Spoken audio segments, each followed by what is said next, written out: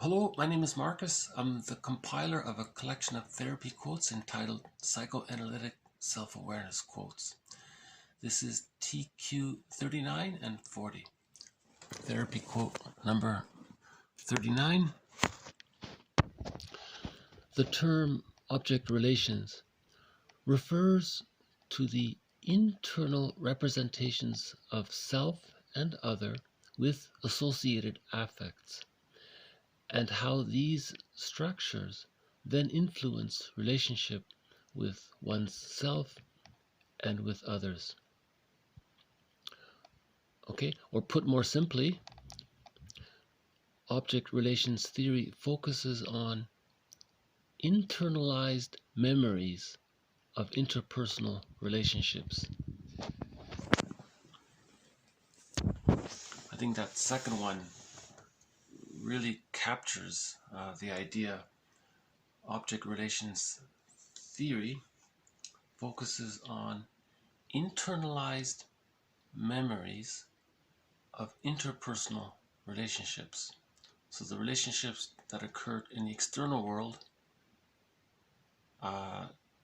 they become, the memories from these relationships become internalized, and they form psychic structures. They form aspects of our mind.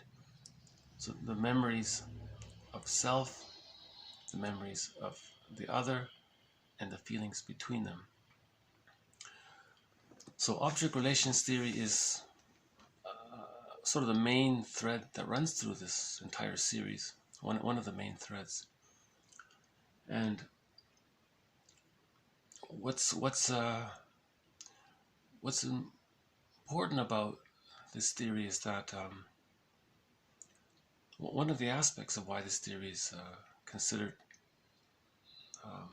quite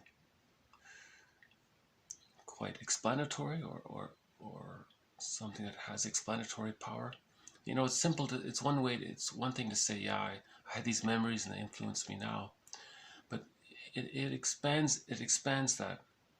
So we have, the baby has an interaction with the mother. So the baby has, that's the self, and the mother is the other.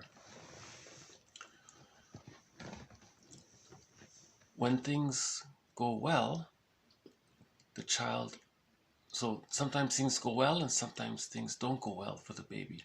So now the images of self and other are split. So when things go well, the child has an image of himself, a memory of himself, a representation of himself. This is all metaphor, right? Of him being loved, cared for, welcomed. He's beautiful. He's safe. He's nurtured. He's cared for. So he has an image of himself that's quite good. Just feel all the goodness is there. And he has an image of the mother as being loving, satisfying, rewarding, generous, caring. So all the good things about the mother. So there's an image of the self, right, and the image of the other, the two images, and there's a link there. And that link is the affect, the feeling. The feeling is all the positive feelings, right? Feeling cared for and all that. So there's a part self representation linked to a part other representation, and this link is the positive feelings. Now we also have, that unit we call the rewarding object relations unit.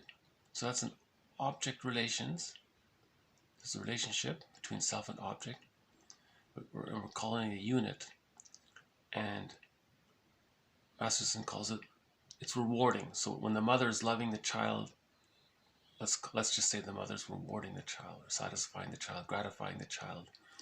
So he ends up calling it RORU, object relations rewarding unit. So it's a psychic structure, object relations rewarding unit. So the jargon is actually quite simple, right? And then you have the other unit, the withdrawing object relations unit. So there, in this unit, you have a representation of the self, or the memory of the self, linked to a withdrawing. The times when mom was unavailable, distracted, or maybe she was rejecting the baby, refusing the baby, or Master says she withdrew her libidinal availability. So he's calling this unit the withdrawing object relations unit, because the mother's love was withdrawn, wasn't available. He's trying to be non-gender. He's trying to be neutral about it. So that's the Woru. So you've got the Woru, withdrawing object relations unit, the whoa, I don't know. Then you got the Roru, R, rewarding object relations unit.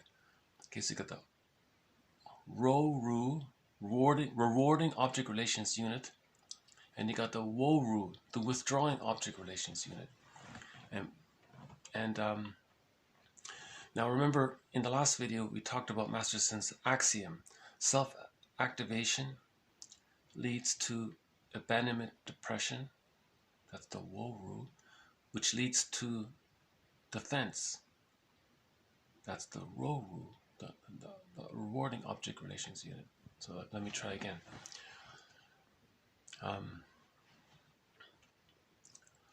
When the child in very early life, the theory is, has two images of himself. When he's been rewarded by the mom, he has an image of himself as being good. He has self-esteem, he's loved, cared for, he has confidence.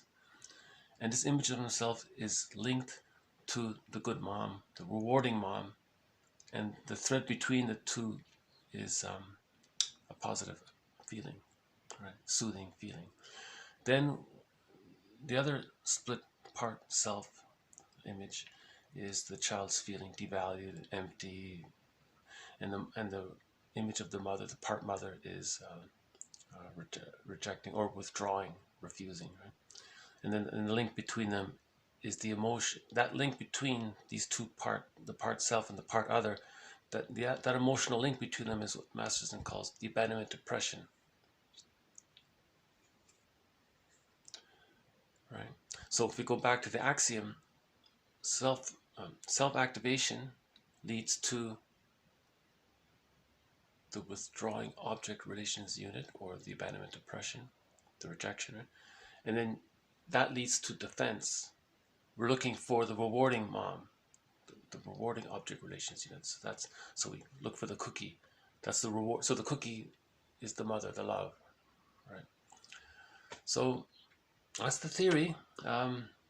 Again, I don't feel I'm doing justice to this theory. I apologize. I really apologize.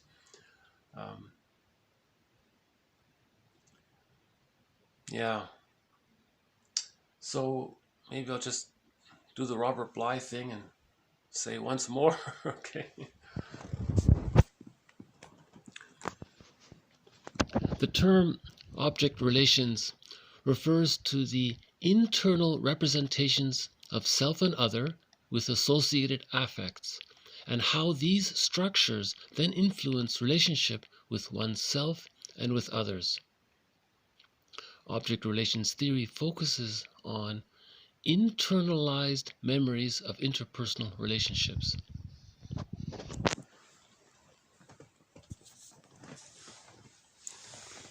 Now, one aspect of this theory is that if the image of the self and the image of the other are fused, right? That's the narcissistic pattern. Normally they're separated. The image of, we're talking in the unconscious. So normally they're separated. I think the theory is, in the beginning, the self and the other are fused, and then they separate, and then they split into the two sides. And then at around the age of 3, they all come together, and you have a whole self and a whole object. And that's called whole object relations. And that's the psychological birth of the self, when you get the whole objects. If you're still in splitting mode, extreme good, extreme bad, idealizing, devaluation, all that, then remember an earlier quote, which said splitting precludes mourning. If you're doing all this splitting, you don't mourn. So you don't reach the psychological birth, the Independence Day, Bruce Springsteen's song, right? The independence. You don't reach that psychological independence. So object relations theory describes sort of that journey between birth and 3 years of age, and this parallels Margaret Mahler's process of the separation individuation process. Actually, Masterson calls this theory a developmental object relations theory, and then I think later on he called it simply the Masterson approach. So that's fine, right? We need it, right? So I hope that clarifies a little bit about the concept of object relations theory. It's considered really the main focus in the psychoanalytic perspective, this object relations theory. And Masterson is the key guy, I think, that kept us alive. Yeah. It's interesting, isn't it? You see, that's why in the narcissistic pattern, the emotions are so intense. If the self and the object are fused, then if he's not getting mirroring, if he's not getting the other, whoa. You see, the emotions are more intense in the narcissistic pattern because the self and object are fused. When things are separated and split, you know, you're closer to the whole object relations. When you get to the whole object relations, you see people as for who they are. You accept them as autonomous beings. They're not need gratifiers. See, in the narcissistic pattern, others are just, Lucy Holmes calls them, Lucy Holmes says that those with the narcissistic pattern see others as symbolic breasts, just need gratifying objects, just things, you're just there to, as an extension of me, to serve me. You know, that's the narcissistic pattern. Right? I think a few decades ago, someone said that we're living in the age of narcissism, or narcissism is an epidemic, or something like that. I don't know about now, but maybe not so much. You know, it's interesting. There's been a real interest in the grieving process. I think that's the doorway. Robert Bly says grief is the doorway to ourselves, to finding our autonomous self, our independent state. Grief is the doorway, and that's why his work is so valuable. So we thank Robert Bly, wherever you are. Thank you. Okay, I think I'll pause it here. As I mentioned before, it takes half a day to load a 10-minute video. This has been TQ. Yeah, the Blue Jay won't be coming today. I'll just show you why. We've got a rainy day here, so the Blue Jay won't be making a surprise guest appearance. Yeah, I found it interesting that as I started making this video series, suddenly the Blue Jay appeared. I thought that was interesting, and because that's what we're ultimately looking for, the Blue Jay of happiness. And in the previous video, we talked about the egg, the real self being the egg, and that the Blue Jay is in the egg, right? The poem was, psychoanalysis always searches for the egg, or the real self, or the bluebird that's in a basket that's been lost, right? It's interesting, huh? Yeah, it's sad and interesting at the same time, isn't it? Right, when you think about it, right? Because, but it's there, you know. The hope is that we're learning, and we're expanding our awareness, we're expanding our consciousness. So we're building the basket. We're weaving the basket, and then we can find the egg, and from the egg the bluebird can appear. So there's the hope, there's the journey, right? To keep on weaving the basket. So the thread, all of these threads in this series are weaving this basket, working towards building this basket so that we can find the egg. Okay, so thank you again. Have a good day. Bye for now.